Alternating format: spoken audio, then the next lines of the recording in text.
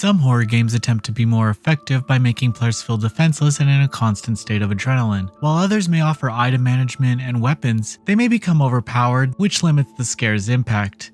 Developer Tarsier Studios does something completely new with Little Nightmare 2's horror themes by balancing them with puzzle-like systems based on creative environment interaction. The outcome is a horrific experience unlike anything I've played.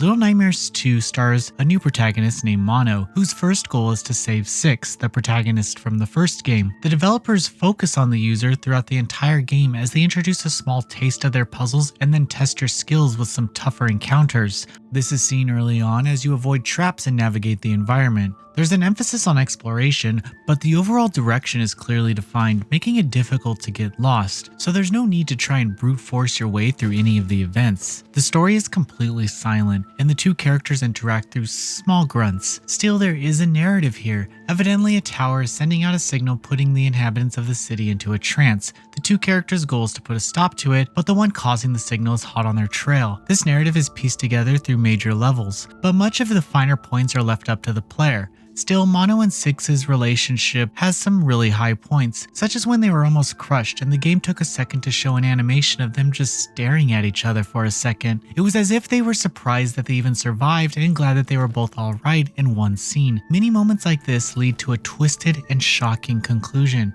The gameplay is mostly puzzle-based, where each major stage has a few unique elements, such as using light to stop enemies or traveling between televisions. These puzzles are generally rather linear, with only a few ways to solve them and very little room for error. If an enemy spots you, they will attack, but there are ways that you can escape. However, getting caught isn't so bad, since the team is exceptionally liberal with their checkpoints. The puzzles are clever and build on difficulty throughout the entire game. Still, I'd say it's more on the casual side, to the point where any gamer could get through it, regardless of your experience with the genre. It's mostly a matter of trial and error. Control is important in Little Nightmares 2, but it does take some adjusting. Considering the size of Mono, items carry a different weight to them. In the case of some of the weapons, timing has to be adjusted when swinging something heavier than others. This was only an issue when attempting to hit some of the more nimble enemies. The game also loves its chase scenes, and you'll encounter many of them here. These moments require you to be alert to the changing environment in front of you, but it can feel like no matter what you do, the enemy will be at your heels the entire time, which caused me a few heart attacks.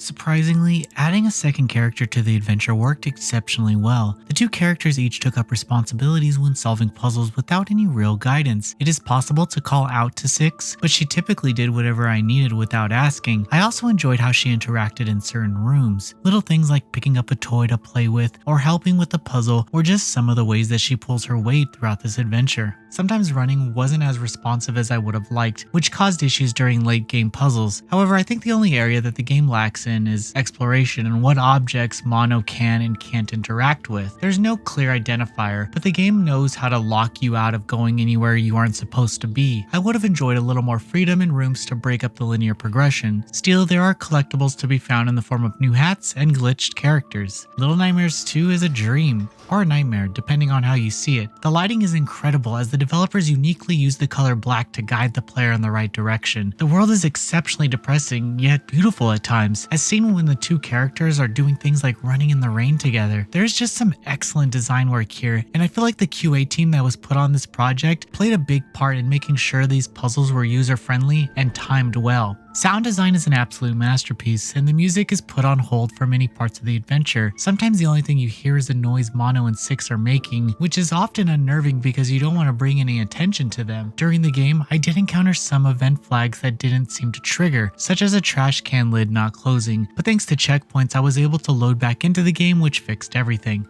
Little Nightmares 2 is easily going to be one of the best games of 2021. Its horror themes weigh on the player throughout the entirety of the adventure to a climax that will leave you breathless. Pacing through the levels creates a nice balance of linear game design and subtle exploration. It's a game that anyone can get through if they can stand to be scared a little, but the trial and error approach makes it an easy recommendation to gamers of all skill levels. Noisy Pixel is giving Little Nightmares 2 a 9 out of 10.